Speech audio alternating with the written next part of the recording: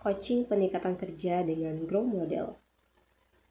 Manajemen kinerja bukan sekedar aktivitas tahunan untuk menilai performa karyawan secara retrospektif. Berdasarkan literatur manajemen modern, ia merupakan sebuah proses siklus berkelanjutan yang bertujuan untuk mengidentifikasi, mengukur, dan mendorong performa individu agar selaras dengan sasaran strategis organisasi. Siklus ini terdiri atas 4 tahap utama. Yang pertama ada perencanaan kinerja, yang kedua pelaksanaan dan pemantauan, yang ketiga evaluasi kinerja, dan keempat pengembangan dan penghargaan.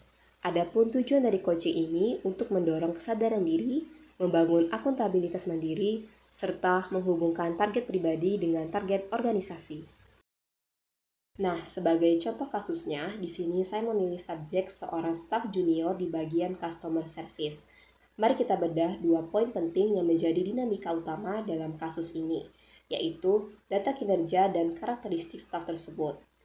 Di sini kita bisa melihat adanya gap atau kesenjangan yang cukup besar. Perusahaan sebenarnya sudah menetapkan standar kepuasan pelanggan yang cukup tinggi, yaitu di atas angka 90%. Namun, realita di lapangan berbicara lain. Dalam 3 bulan terakhir, skor kepuasan pelanggan justru merosot tajam dari yang tadinya memenuhi target 90%, sekarang turun menjadi 78%. Setelah ditelusuri, ternyata akar masalah dari penurunan ini adalah lambatnya penanganan masalah teknis. Jadi, pelanggan merasa tidak puas bukan karena stafnya tidak sopan, melainkan karena solusinya yang lama. Pada poin kedua, staf junior ini sebenarnya punya modal yang sangat bagus, dia orangnya ramah dan punya kemampuan komunikasi yang baik. Tapi, tantangannya dari sini, yaitu motivasi kerjanya saat ini justru sedang menurun. Kenapa? Karena dia merasa buntu atau jalan buntu saat berhadapan dengan kendala teknis yang menumpuk. Bayangkan, dia punya soft skill yang oke, tapi karena kurangnya technical support dan atau pelatihan teknis, tumpukan masalah itu membuat dia burn out dan kehilangan motivasi. Dari 2 poin ini, kita bisa simpulkan masalah utamanya bukan pada sikap atau attitude staff, melainkan pada hambatan teknis yang memengaruhi performa dan mental kerjanya. Selanjutnya adalah proses coaching berdasarkan tahap grow. Tahap pertama ada goal atau sasaran dengan tujuan untuk menentukan target spesifik yang ingin dicapai setelah sesi pembinaan selesai. Tahap kedua, reality atau realitas saat ini.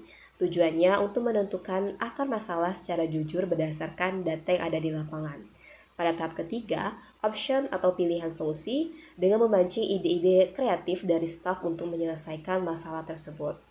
Yang terakhir, will atau komitmen tindakan. Tujuannya untuk menyusun komitmen tindakan nyata, menentukan langkah pertama, dan menyepakati jadwal evaluasi secara berkala. Hasil dan refleksi, waktu untuk menyelesaikan komplain menjadi jauh lebih cepat dan skor kepuasan pelanggan langsung naik ke angka 87%.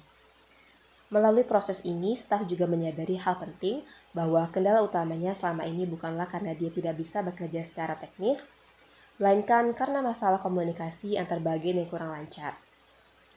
Kedepannya, staf berkomitmen untuk terus menggunakan dan membagikannya kepada rekan kerja satu tim agar manfaatnya bisa dirasakan secara bersama.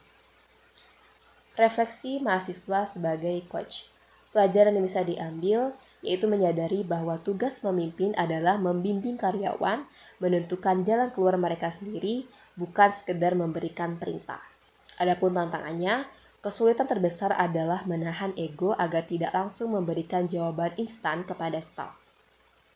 Kesimpulan pada materi kali ini, metode Grow terbukti sangat efektif untuk menjambati kesenjangan kompetensi dan kinerja karyawan secara kolaboratif tanpa menimbulkan ketegangan di tempat kerja. Rekomendasi melatih seluruh staf layanan pelanggan agar memiliki standar komunikasi ekskalasi yang seragam dan mengintegrasikan sesi coaching berkala ke dalam program evaluasi kinerja resmi perusahaan setiap triwulan.